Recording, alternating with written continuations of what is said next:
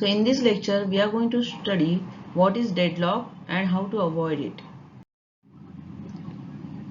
If two or more processes are waiting on happening of some event to happen but that event never happens, then we say that those two processes are in deadlock state. For example, if you want to open an account in a bank, the bank is saying or asking you to deposit the money first, then they will open an account for you. And you may say that first I will open the account and then deposit the money. So both of you and the bank is waiting on happening of some event to occur. So this is what the deadlock situation. Another example is if car A and B traveling in opposite direction on a narrow road and no one is ready to take reverse, so both are stuck up, then it is a deadlock situation. In synchronization, we have seen that one process wants to access semaphores S1 and S2 and other process wants to access S2 and S1.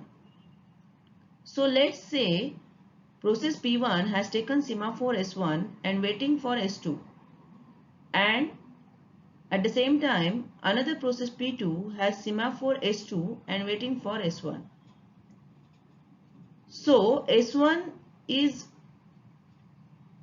with P1 and S2 is with P2.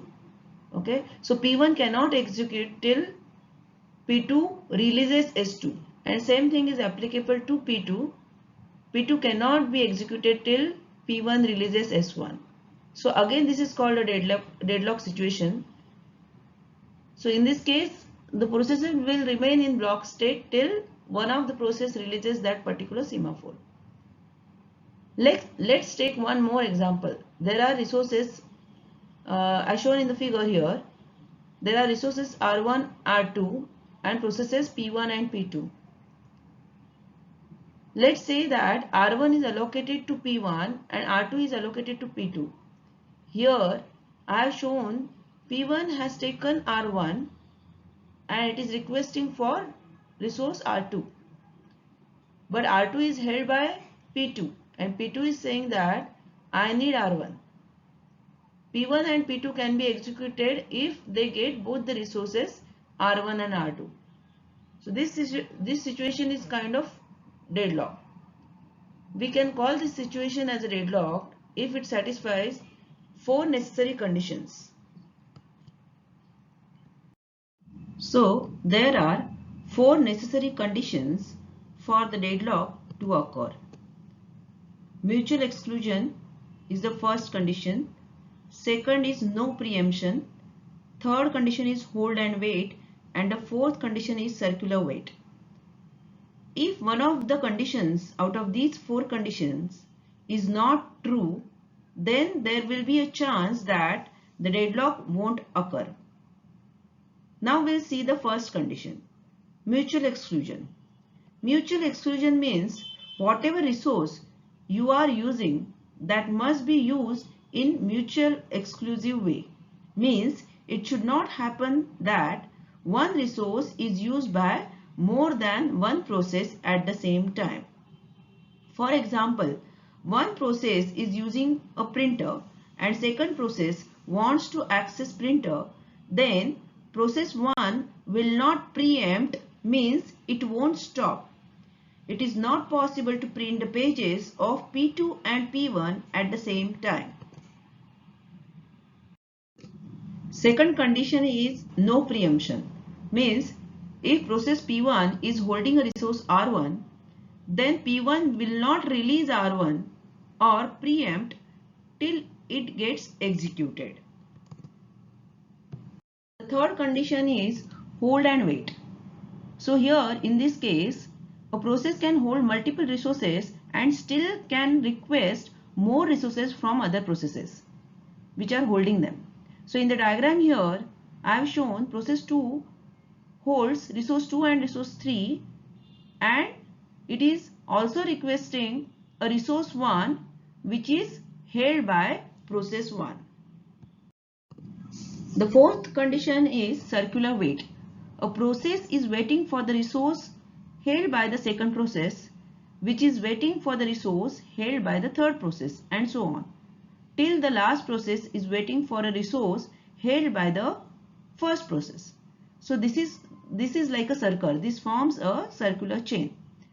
For example, as shown in the figure here, process 1 is allocated resource 2 and it is requesting resource 1.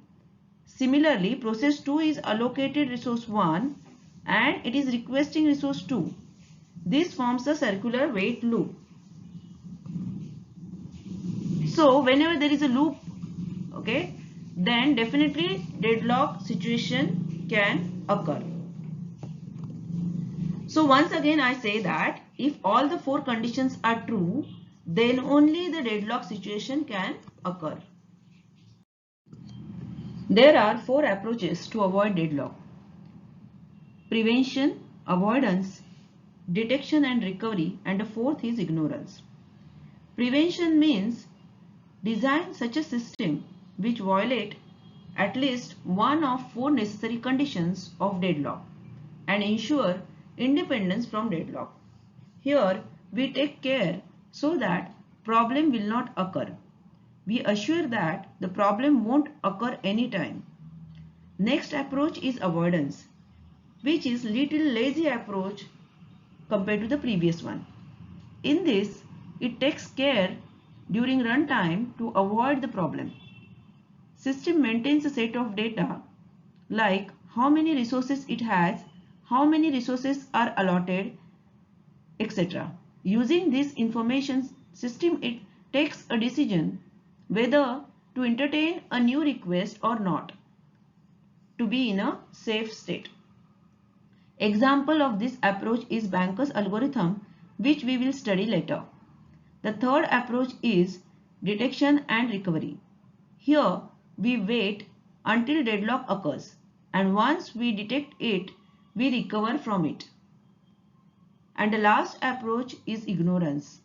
In this, we ignore the problem as if it does not exist. Now you will ask, which approach is better? Depending upon the nature of the problem and efforts required by the operating system, approach can be selected.